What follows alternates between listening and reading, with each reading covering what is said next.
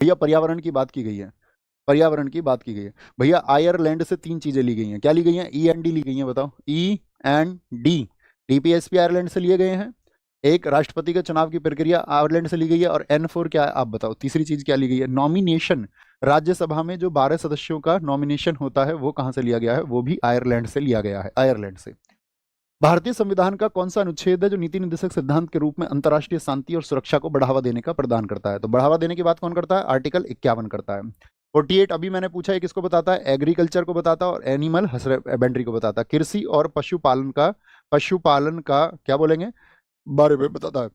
49 में क्या बताया गया है आपका? जितने भी नेशनल इंपोर्टेंस के मॉन्यूमेंट्स है, राष्ट्रीय महत्व के जितने भी स्मारक हैं, राष्ट्रीय महत्व के जितने भी स्मारक हैं उनके बारे में बात करता है। 50 में क्या बताया गया है? जो जुडिशरी है उसका एग्जीक्यूटिव से क्या बताया गया है? सेपरेशन। न्यायपालिका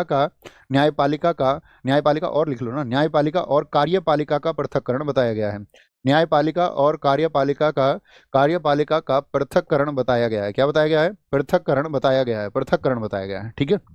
आर्टिकल 50 में हिंसा का परित्याग करने का मौलिक कर्तव्य प्रारंभ में निम्नलिखित में से किस समिति आयोग द्वारा सुझाया गया था? हिंसा हिंसा के बारे में, यानी कि हिंसा नहीं करनी चाहिए, यह मौलिक कर्तव्य किस समिति ने बताया था? स्वर्ण सिंह समिति थी, अशोक मेहता समिति थी, सरकारी आयोग था या मंडल आयोग था? तो मौलिक अधिकारों से संबंधित कौन है बोलेंगे भी फटाफट से? तो क्या बोलेंगे? ये आपका भैया, ये किस पर है आपका? स्वर्ण सिंह समिति से संबंधित है। क्या बोलेंगे? स्वर्ण सिंह समिति से संबंधित है, याद रखेंगे, बहुत बढ़िया।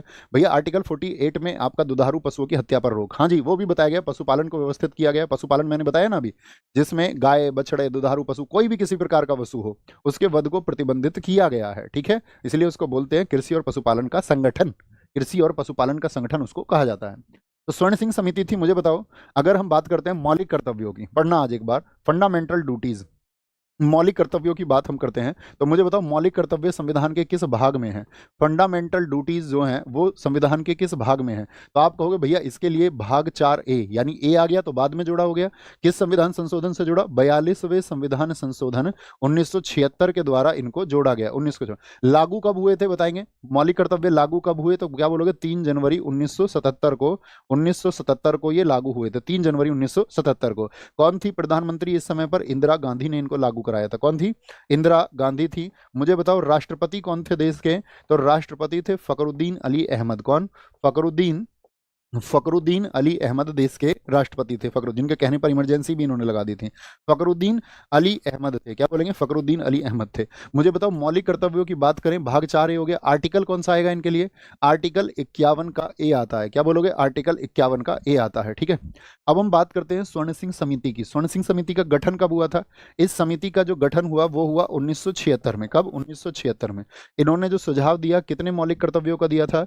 इनका सुझाव था कि 8 फंडामेंटल ड्यूटीज जोड़ी जानी चाहिए। कितनी? 8। लेकिन जुड़े कितने थे? लेकिन जुड़े कितने थे? लेकिन 10 फंडामेंटल ड्यूटी जुड़े। कितने? 10 FD जोड़े गए, फंडामेंटल ड्यूटी अर्थात मौलिक कर्तव्य जोड़े गए। अभी वर्तमान में कितने मौलिक कर्तव्य हैं? क्या 10 हैं? आप कहोगे नहीं भैया। तो 11वां मौलिक कर्तव्य कब जोड़ा गया बताओ? 11वां जो फंडामेंटल ड्यूटी है वो कब जोड़ा गया? तो आप कहोगे भैया वो जोड़ा गया 86वें संविधान संशोधन 6 से 14 वर्ष की शिक्षा के लिए 2002 में। स्वर्ण सिंह समिति जो थी इसमें सदस्य कितने थे बताएंगे? सदस्य कितने थे इसमें? सदस्य थे स्वर्ण सिंह समिति में आपका 12 सदस्य थे। कितने थे? 12 सदस्य थे, ठीक है। मौलिक कर्तव्यों को लागू करने के लिए अभी CHSL 2024 में बड़ा शानदार सा प्रश्न पूछा गया, ध्यान से सुनना और आंसर की उम्मीद करूंगा आपसे। अभी 2024 में पूछा गया, ये बताना चाह रहा था कि मौलिक कर्तव्यों को लागू करने के लिए भाई स्वर्ण सिंह समिति ने तो बनाया, जोड़े, लेकिन उनको लागू भी किया जाए इसके लिए एक समिति बनी थी। उसको लिखिए। मौलिक कर्तव्यों को लागू करने के लिए जो आयोग बना था उसका क्या नाम था? मौलिक कर्तव्य लागू करने के लिए जो आपका आयोग बना, कमेटी नहीं पूछ रहे, आयोग की बात कर रहे हैं, तो वो आयोग था आपका वर्मा आयोग। कौन सा था? वर्मा आयोग को बनाया गया था। किस लिए बनाया गया वर्मा आयोग? इनको लागू करने के लिए, ठीक है। या कमेटी पूछे तो वर्मा कमेटी हम कह देंगे। अब मैंने आपको हमेशा बताया है, अब ऐसे नहीं पूछता है कि मौलिक कर्तव्य किसमें है, अब आपको बीच में से एक दे देगा, पूछेगा वनों और झीलों और नदियों से संबंधित मौलिक कर्तव्य कौन सा है, नाम देगा ABCD। टोटल 11 हैं, इनको पढ़ के रखना है, ठीक है। इंग्लिश मीडियम वाले इसको पढ़ के रखें। देखो क्या है आपका 51A। ए में क्या है, ए फोर क्या है आपका पहली प्रायोरिटी, पहला नंबर जो है वो किस किस का है, तो वो हमारे संस्थानों का है। ध्वज हमारा पहले नंबर पर आएगा। राष्ट्रगान के लिए हम सब एक है, हम सब एक है, एक नंबर। बी में क्या होता है आपका बी फोर क्या हो जाता है, दूसरे नंबर पर कौन आएंगे हमारे, जो हमारे क्रांतिकारी थे, जिन्होंने हमारे लिए राष्ट्रीय क्या बोलेंगे भारतीय स्वतंत्रता संग्राम किया। क्या बोलेंगे, पहला नंबर किनका आएगा, राष्ट्रीय ध्वज हो गया, राष्ट्रगान हो गया, हमारे जितने भी राष्ट्रीय संस्थान हो गए। दूसरा जिन्होंने हमारे लिए आंदोलन किया। तीन में तीन बातें की गई हैं, किसकी, संप्रभुता की, एकता की, अखंडता की। संप्रभुता, एकता, अखंडता की, तीन में तीन बातें। सी में सवरेनिटी की, यूनिटी की और इंटीग्रिटी की गई है। चौथा देखिए, चौथे में क्या है, चौथा चौथा मौलिक कर्तव्य क्या है, डी, आप याद ही रख लोगे ना, डी चौथा है, देश की रक्षा। देश की रक्षा कैसे करोगे, चारों तरफ से या एक तरफ से करोगे, भैया चारों तरफ से करेंगे देश की रक्षा, चार तरफ से, ठीक है, देश की रक्षा चार तरफ से। पांच में क्या है, पांच में याद रख लेना, ये ई है, ई। पांच में पांचों लोग एक साथ, भाईचार, पांच भाई थे पांडव, पांच भाई थे पांडव, कितने भाई थे, बोलो फटाफट से, पांडव पांच भाई थे। तो भाईचारे की बात किसमें की गई है, भाईचारे की। तो आपसे बस एक वर्ड याद रखना है आपको, ब्रदरहुड की बात किसमें की गई है, ब्रदरहुड की बात ये पांच में की गई है। डिफेंड द कंट्री, भैया चारों साइड से, ठीक है, डिफेंड द कंट्री चारों साइड से। एच की बात, ये सॉरी एफ रह गया, एफ में क्या आता है, एफ एफ छठा है, छठी क्लास में हमको संस्कृत पढ़ाई जाती थी।